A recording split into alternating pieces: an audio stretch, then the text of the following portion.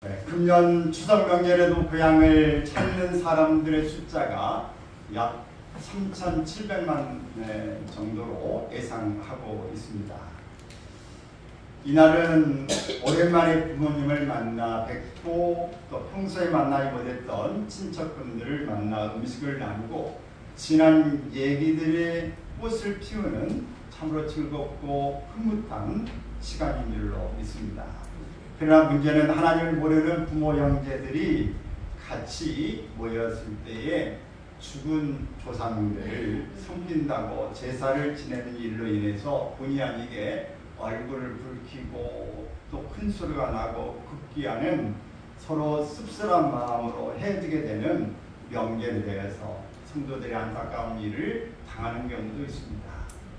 또 형제들 가운데에 조금 먼저 간 사람, 늦게 간 사람, 뭐 일을 많이 했네, 조금 했네, 서로 언짢은 마음을 가지고 좋은 결과를 갖지 못하는 일이 명절에 발생하기도 하고, 명절 증후군 이런 일을 통해서 가정에서도 심지어는 이혼의 소송까지 일어나는 일이 생기기도 합니다.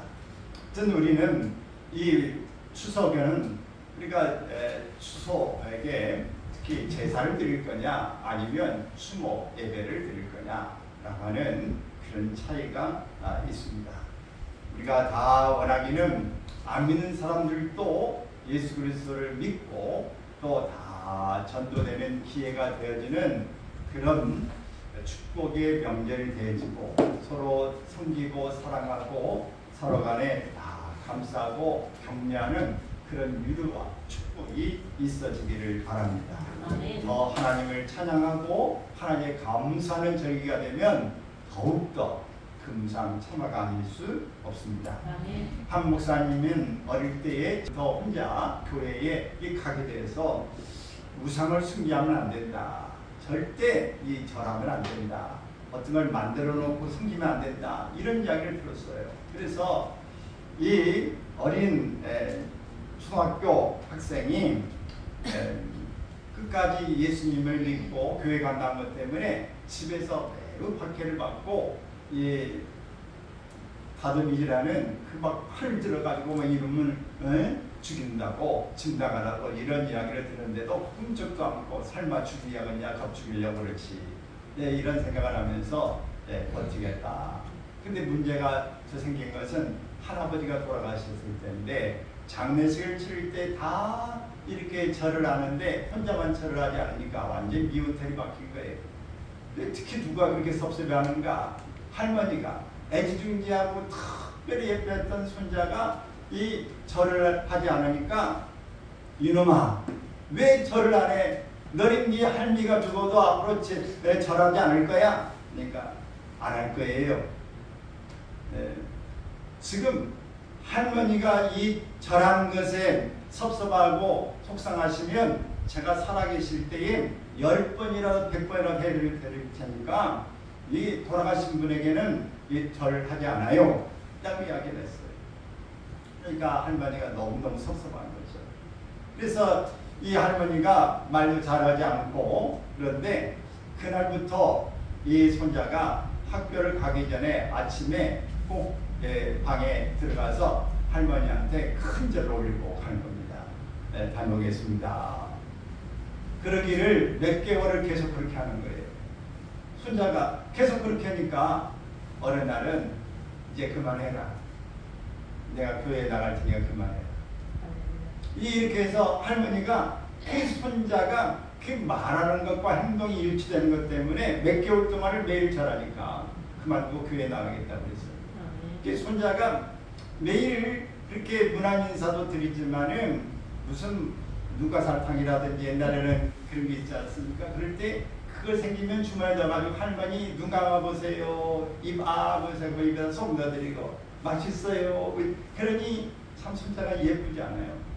그래서 늦게까지 예수 잘 믿고 세상을 떠났다고는 그런 이야기입니다.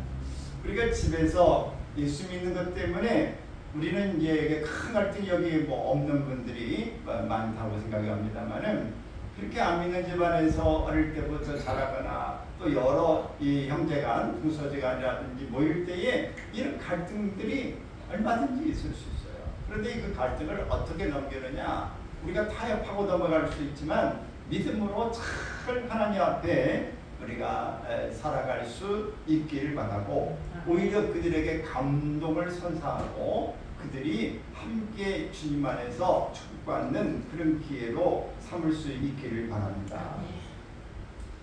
이 추석 명절이 되면 죽은 조상 앞에 음식을 차려놓고 제사를 드리는데, 그 제사 드리는 목적이 뭐예요? 금년에도 농사가 풍년 들어서 이렇게 우리가 잘 먹고 살 수 있게 하신 것이 조상님들의 은혜입니다 라고 고백하는 거예요. 또 음식을 차려놓고 정성껏 대접하는 효도의 마음으로 제사를 드리는 것이 추석의 이 차례입니다. 자, 이렇게 보면 얼마나 우리나라의 전통적으로 미풍양속, 아주 좋은 모습이겠습니까? 그러나 이것이 우리 기독교 입장에서 볼 때는 몇 가지 문제점이 있어요. 그래서 이 문제점이 뭐냐? 먼저는 이 제사 문제입니다. 성경에서 제사는 오직 하나님께만 드리라고 말씀했어요. 창세기 4장을 보면 대초에 아담과 하에게 태어난 가인과 아벨이 나옵니다. 근데 두 형제가, 이 가인은 농사를 지었고 아벨은 양을 치고 또 짐승을 키우는 일이었어요. 근데 두 사람이 다 하나님 앞에 제사를 드렸어요. 근데 가인은 농산물로 드렸고 이 아벨은 이 양과 이 자기의 기르는 걸로 하나님 앞에 제사를 드리는 것입니다. 그런데 하나님께서 이 동생인 아벨 제사는 받으셨어요. 어떻게 하나님이 받으셨다는 그때의 표시는 되게 불로응답하시는 때예요. 그런데 이 가인이 이 드리는 것은 하나님이 받지 않으셨어요. 그러니까 이런 한쪽은 받고 한쪽은 안 받았다. 이러면 어떻게 했어요? 우리가 좀 냉철하게 가인은 나쁜 놈, 죽인 놈, 살인자 이 생각만 하지 말고, 우리가 가인과 아벨이 형제간이에요. 근데 동생이 있는데 이 똑같이 제사를 드렸어요. 근데 하나님이 아벨의 제사만 받고 자기 제사 안 받았다. 그럼 여러분 감정이 어떻게 했어요? 마음이 어때요? 섭섭할 뿐만 아니라 하나님을 원망하고, 하나님 왜 그래요? 나는 똑같이 드렸는데 나는 왜 안 받으신 거예요? 내 것은. 이러지 않겠어요? 근데 이제 아벨이 약을 좀 올렸는지 어쩐지 모르겠지만 올리지 않아도 지금 화가 열이 바짝 받아 있어요. 그래가지고 평상시에 아벨 요놈 부모님의 사랑받고 뭐 하나님 앞에 잘난 척만 하더니 하나님도 이렇게 받고 어디 네 기분이 좋으냐? 뭐 이런 막 속에 이 열도 받치고 화도 막 내고 막 이렇겠죠.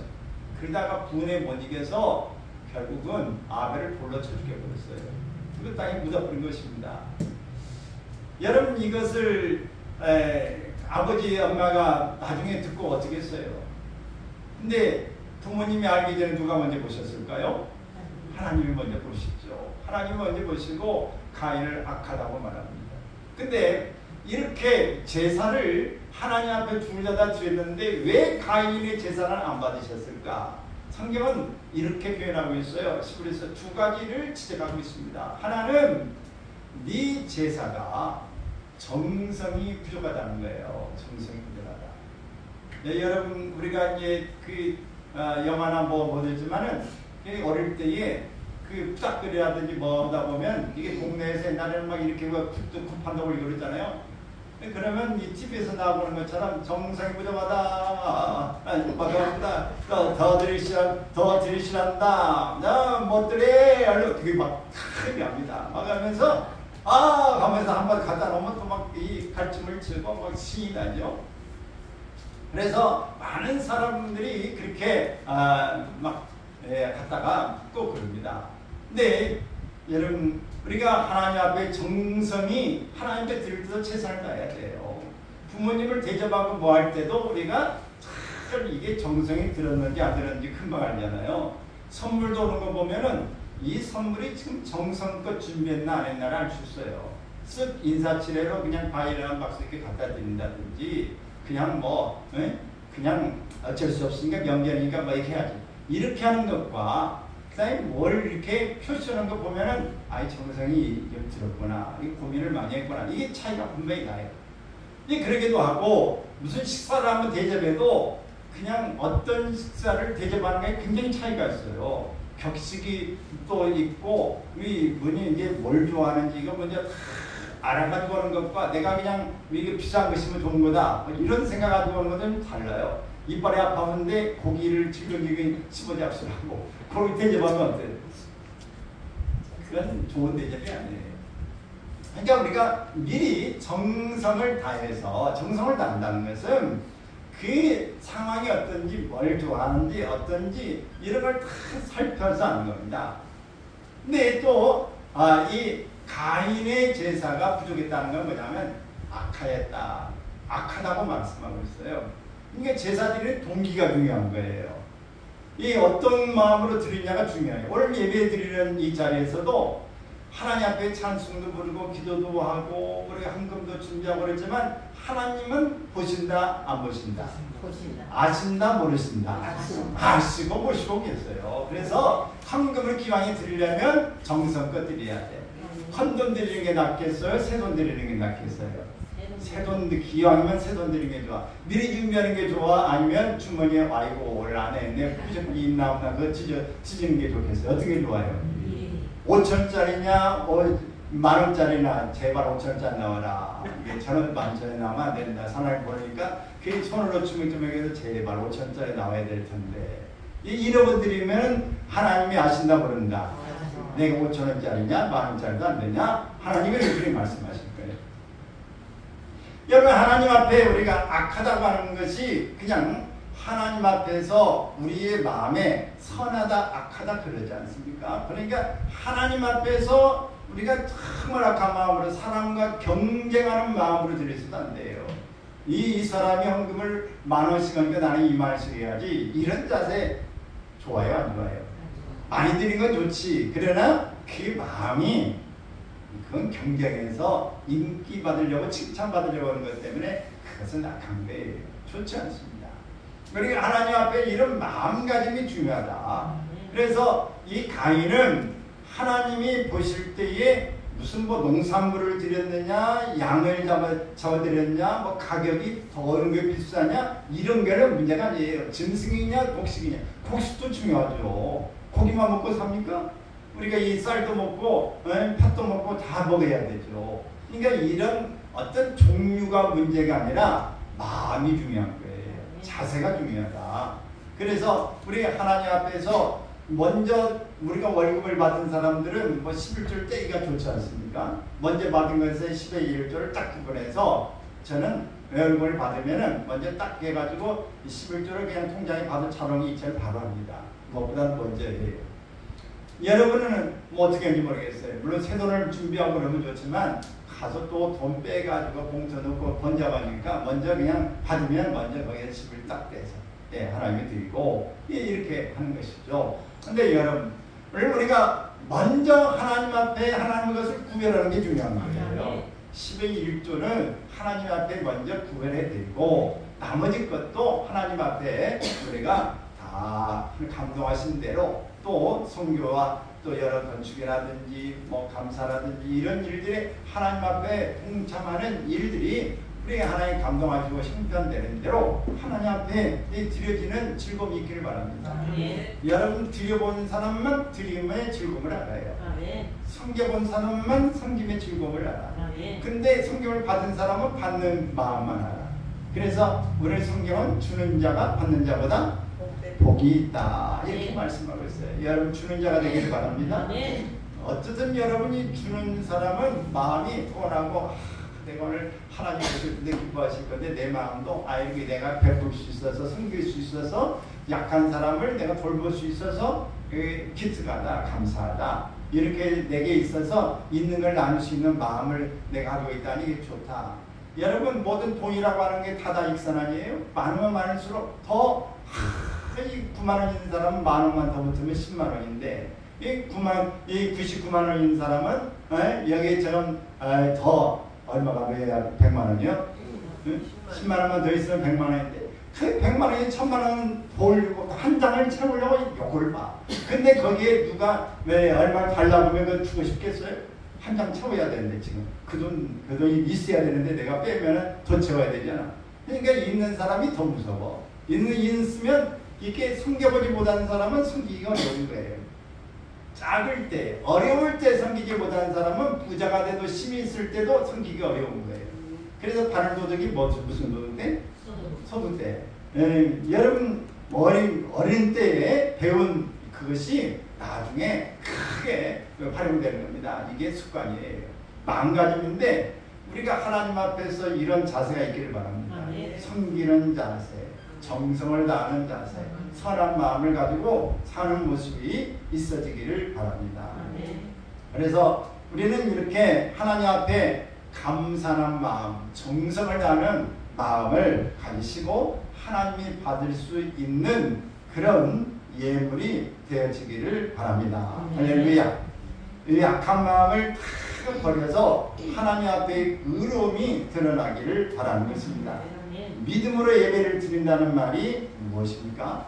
그것은 한마디로 하나님을 사랑하는 마음이 있느냐 없느냐 그걸 말하는 거예요. 하나님을 사랑하는 마음이 있어 드리는 거냐, 하나님을 사랑하는 마음이 없이 드리는 거냐, 이게 우리 중요하다. 그래서 우리는 하나님 앞에 꼭 사랑하는 마음을 가지고 나가기를 바랍니다. 이스라엘 백성들은 하나님 앞에 예배할 때에 감사로 주님 앞에 나갔어요. 감사로 하나님 앞에서 늘 이 번제를 드리고 화목제를 드리는 일을 했습니다. 자기 죄를 사함받기 위해서 하나님 앞에 이 제물을 드렸던 것입니다. 그러면 우리가 하나님 앞에서 이 제사를 드릴 때에 이 산이나 바다나 바위나 뭐 여러 그 모습의 형상을 만들어 놓고 해야 달, 별 이런 것들에 절을 하는 것은, 또 죽은 조상에게 절을 하는 것은 하나님이 원하지 않는 것이에요. 그래서 이런 일을 하지 않기를 바랍니다. 처음에는 우리 생각은 손해 같고 이게 사람 앞에서 따돌린다고 그런 거지만 손해 같지만 손해가 아닙니다. 이게 여러분 이 죄송해요. 명절에 뭐 그럴 일은 없겠지만 명절에 가족끼리 모여 고스톱 치고 뭐 미나토 치고 한다 모르겠지만 여러분 첫 끝발이 무슨 끝발이다? 어쨌든 그런 끝발은 소용없어요. 믿음으로 하나님 앞에 끝까지 이렇게 어떤 경우에도 하나님 앞에 지금 손해가 아니고 지금 내가 뭐를 이렇게 믿음으로 시작해서는 끝까지 믿음으로 가야 됩니다. 그래야 하나님이 우리에게 복을 주시는 거예요. 시작은 미약하지만 나중에는 힘이 창대한 복이 내 대에 산다면 다음 대에 대지고, 그래서 하나님의 믿음의 씨앗을 뿌려서 이렇게 멋진 모습을 거둘 수 있기를 축원합니다. 할렐루야. 하나님을 잘 섬기면 뭘 받고? 복을 받고, 사신 이 죽은 우상을 섬기면 뭘 받고? 네? 저주를 받아 망하게 돼요. 그래서 우리는 하나님을 섬기고 복을 받을 거냐, 이 죽은 우상을 섬기고 망할 거냐, 이 두 가지 중에 우리는 선택해야 합니다. 우리 신명기 구약 성경에도 이 선택권을 우리에게 줬어요. 너희가 복을 선택할 건지 저주를 선택할 건지 생명을 선택할 건지 이 사망을 선택할 건지. 여러분 우리는 이미 머리를 가지고 있어요. 그래서 어른들이 그러잖아요. 너는 머리는 무슨 뭐 액세서리를 달고 다니냐, 왜 머리에 뭐가 들었는데 그런 생각을 하냐 그러잖아요. 우리는 이미 그리스도인으로서 이미 알고 있어요. 그래서 우리의 이 머리는 하나님을 사랑하는 마음, 그리스도를 우리에게 인정하고 주의로 모시고 살면서 그리스도인의 삶을 살기를 축원합니다. 아멘. 그래서 우리가 히브리서 10장 10절, 14절, 17절, 18절 이 말씀을 보면은 우리가 하나님 앞에 예배하는 자의 이 모습을 우리에게 소개해주고 있어요. 같이 한번 읽어봅니다. 이 뜻을 따라 예수 그리스도의 몸을 단번에 들이심으로 말미암아 우리가 거룩함을 얻으노라. 제사장마다 매일 서서 섬기며 자주 같은 제사를 드리되 이 제사는 언제나 죄를 없게 하지 못하였노라. 오직 그리스도는 죄를 위하여 한 영원한 제사를 드리시고 하나님 우편에 앉으사 그 후에 자기 원수들을 자기 발등상이 되게 하실 때까지 기다리시나니 그가 거룩하게 된 자들을 한 번의 제사로 영원히 온전하게 하셨느니라. 또 그들의 죄와 그들의 불법을 내가 다시 기억하지 아니하리라 하셨으니 이것을 사하셨은즉 다시 죄를 위하여 제사 드릴 것이 없느니라. 아멘. 우리가 이 모든 제사 한 번 그때 드리면 또 드려야 되고 또 드리면 또 드려야 되고 맨날 제사에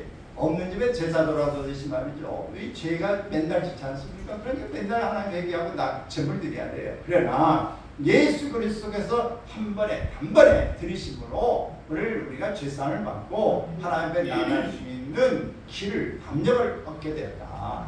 그러므로 우리가 이제 다시 하나님 앞에 제사를 드리지 않아도 된다. 지금은 그러면 제사 대신 뭘 드려야 돼?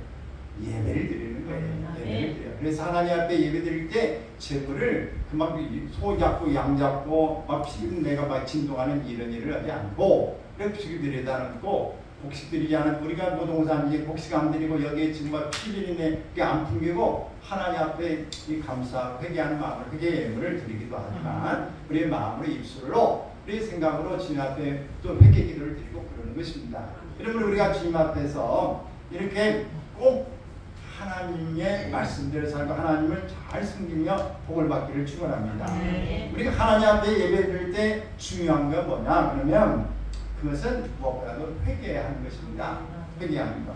지난 한 주간도 알고 지은 죄, 모르고 지은 죄 다 용서해달라고 뭐 해야 된다? 회개해야 돼요. 하나님의 마음을 아프게 해드린 거, 속상해 해드린 거, 안타까움을 끼쳐드린 거 뭐 해달라고? 용서해달라고 구체적인 회개가 있어야 되는 것입니다. 이러이러한 것 하나님 용서해 주세요 라고 하는 것입니다.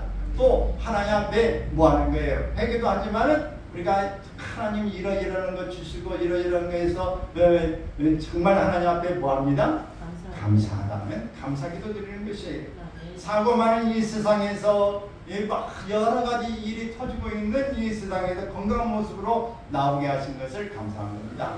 하나님이 나를 이렇게 오늘도 이곳에 안전하게 있도록 해주신 것 감사하다. 그래서 하나님 앞에 은혜에 감사할 수 있기를 바랍니다. 또 예배하는 것은 뭘 해야 되느냐? 하나님의 말씀을 잘 듣는 것입니다. 오늘 또 내게 주신 하나님의 말씀, 나에게 주시는 축복의 말씀을 잘 사람의 말로 듣지 않고 누구의 말로 드려야 된다?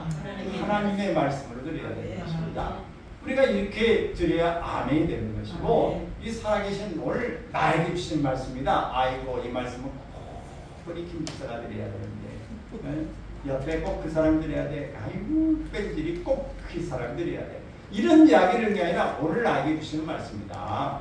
이렇게 받아들일 수 있기를 받고 주님의 은총으로 기기르시길 바랍니다. 또 우리가 이제 이방인들에게 제사하는 것은 누구에게 제사하는 것과 똑같아요. 네? 죽은 사람도 아니고 산 사람도 아니고 누구에게 드리는 것도 똑같아? 귀신에게 하는 거예요. 오늘 본문의 성경에 말한 것처럼 오늘 제사 드리는 것 이방인들이 하는 건 귀신에게 하는 것입니다. 그래서 이방인들이 제사하는 것들은 하나님께 제사하는 것이 아니고 너희가 귀신과 교제하는 자 되기를 원하지 않는다. 하나님은 이 귀신하고 접속하는 이걸 원하지 않아요. 그래서 무당들을 죽여라. 저축하는 자를 죽이고 우상 숭배하는 자들 그리고 함께하는 것을 이 자리도 함께하지 마라. 이렇게 하나님이 격을 두고 분리를 철저히 시키는 것입니다. 그러므로 우리가 아무리 많은 음식을 차려놓고 아무리 절을 많이 해도 먹지도 못하고 알지도 못하는 그런 죽은 자에게 제사하는 결과 결국 귀신에게 하는 것인데 우리가 이런 일에 빠져들지 말고 오직 살아계시는 하나님 앞에 드려야 된다라고 하는 것이에요. 민수기 25장에 보면 이스라엘 백성들이 광야길을 가다가 시딤이라고 하는 데에 머물렀어요. 시딤이라는 데에 머물렀는데 모압 여자들이 그들의 신들에게 제사하면서 이스라엘 백성들을 청하였어요. 이렇게 이에 백성들이 그들의 제사 음식을 먹고 그들과 같이 바알세불에게 절을 했습니다. 이 일을 하나님이 경노하셨어요. 그래서 이때 하나님이 경노하심으로 죽은 사람이 몇 명이나 되느냐? 24,000명이나 연병으로 죽었다. 그랬어요. 여러분 하나님이 경외하시면 무섭습니다. 여러분 하나님은 물론 벌을 주시는 하나님이기도 하지만 사랑의 하나님이세요. 벌을 주셔도 무엇 때문에? 의도가 무엇 때문에 벌을 주셔? 사랑하시기 때문에 징계하시는 거예요. 사랑하신 하나님의 이 사랑을 받는 자만이 하나님의 징계를 받을 수 있어요. 그래서 잘못했는데 징계가 없다. 그러면 하나님이 이미 그 사람 어떻게 한 거예요? 버린 거예요. 하나님의 자녀가 아닌 거예요. 여러분 내 자식이 아닌데 잘못한다고 어떻게 야단치고 막 혼내기고 막 쫓아다니면서 야단칩니까? 내 자식 아니면 신경 안 써요. 그래서 여러분에게 있어서의 잘못했을 때 하나님 어떤 그게 경종이 있다. 그러면 내가 이미 하나님의 자녀 사랑받고 있구나 하는 사실을 기억하시기 바랍니다. 이 효도의 문제, 죽은 조상에게 제사하는 것이 과연 효도가 되느냐 하는 것인데 엄밀히 말해서 효도는 살아계신 부모님께 하는 겁니다. 참된 효도는 부모님의 마음을 기쁘게 해드리고 몸을 편안하게 해드리는 것이에요. 그래서 그렇기 때문에 말을 해도 어머니, 아버지 감사해요. 이렇게 키워주시는 게 감사합니다. 늘 감사를 표하고 부모님 덕분에 성공했습니다. 제가 이 정도 했습니다. 그래야지 부모님이 해주신 것이 뭐 있어요? 내가 생고생가지고 열심히 해가지고 이렇게 됐지. 뭐 해주신 거 뭐 있어요? 부모님이 섭하지요. 왜? 나름대로 최선을 다해서 한 거예요. 부모들이 나름대로는 그 당시 할 수 있는데 최선을 다해 한 거예요. 근데 그 속에서 이 자녀들 입장에서 그렇게 말하는 것은 철딱서니가 없는 거죠. 우리가 부모를 공경하는 일에 정말 음식을 해도 부모님의 입맛에 맞게 우리가 정성과 만들어 드리고 또 부모님이 우리를 키우시느라 얼마나 고생이 많으셨습니까? 이렇게 하늘에 계신 아버지께 11조를 드린 것처럼 원래 육신의 부모님에게도 11조를 드릴 수 있는 믿음의 사람들이 많이 있어요. 여러분 그렇게 할 수 있기를 바랍니다. 나는 여러분들이 오늘 이 가난하고 결혼을 앞에 두고 또 진정을 한 사람들 물론 이 젊은 사람들이 돈을 모아야 재테크도 하고 뭐 해야 될 게 많아요. 그렇지만은 여러분 11조는 당연히 하나님 앞에 해야 되는 것이지만 10의 1조를 뜻해서 부모님에게 효도한 일에 사용할 수 있으면 원래 성경에서 말씀하신 것처럼 오늘 내 부모를 공경하라. 그래야면 내가 잘 되고 뭐하리라? 장수하리라. 하나님 말씀하셨어요. 잘 된다는 게 뭐예요? 그냥 모든 일들 엎어져도 코가 깨진 세상에 이게 엎어진 김에 뭐하고 쉬어가고 엎어져 가서 봤더니 돈 주고 이렇게 우리는 하나님이 은혜를 주실 때 이런 역사가 일어나는 겁니다. 그래서 기독교를 가르쳐서 여러 표현들을 하는데 기독교는 교회 종교다 이렇게 말씀하고 있습니다.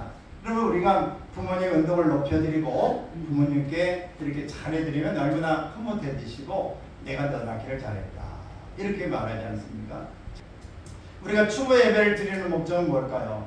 조상의 빛나는 업적과 유덕과 윤을 되새기면서 그대로 살지 못한 것을 하나님 앞에 회개하고 이제부터는 그대로 살기로 결심하는 것입니다.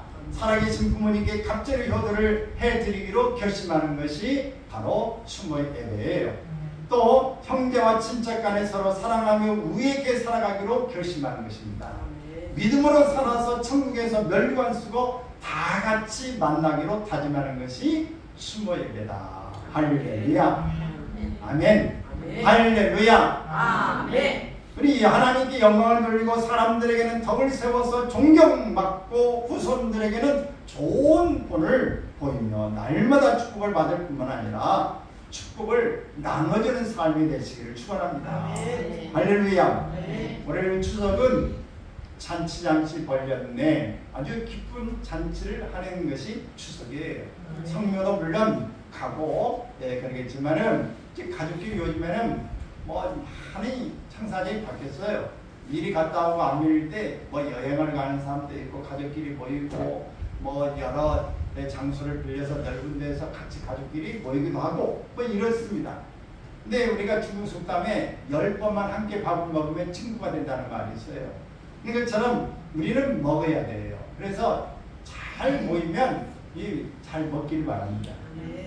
먹는 것이 서로 간에 마음을 열어놓고 호탕하게 할 수 있어요. 따라서 합시다. 목구멍이 열려야 목구멍이 열려야 귓구멍이 열립니다. 그게 부탁을 하려면 가족 간에도 마찬가지예요. 잘 대접하고 이게 기분 좋을 때 갈 때 야 1000만원만 보내라. 통장 열어놨다. 이렇게 하면 그래야 보내지. 마음도 안 열리고 뭐 음식도 하나 준비 안 했는데 뭐 부탁하면 잘 들어주고 싶겠어요? 안 하죠. 여러분 오늘 우리는 잘 경제간에도 이런 모였을 때 대접하기를 바랍니다. 먹을 것이 풍성해야 돼요. 그래야 서로 간에 모든 마음이 부드러워지고 소통이 되어집니다. 그래서 우리가 많은 그 음식을 뭐 얼마나 뭐 준비하냐 어떤 거 하느냐 그게 중요한 게 아니에요. 큰 뭐 가게에 들어가지고 세만 많이 되고 직원만 많아가지고 직원 월급 주는데도 월세 내는데도 뭐 버거워서 사는 것보다 그냥 조그마한 가게에서 할머니 혼자 그냥 거기 장사하는데 아주 그렇게 하면서 돈 날 세금도 안 나가지. 뭐 직원 돈 나갈 것도 없이 알부자예요. 그게 알짜배기로 받는 겁니다.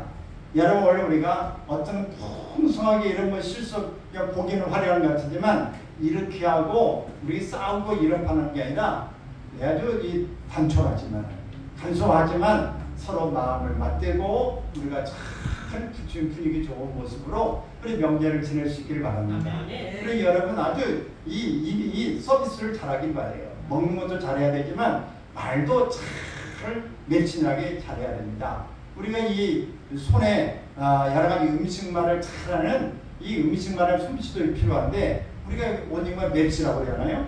근데 우리가 말을 잘하는 것을 뭐 좋아?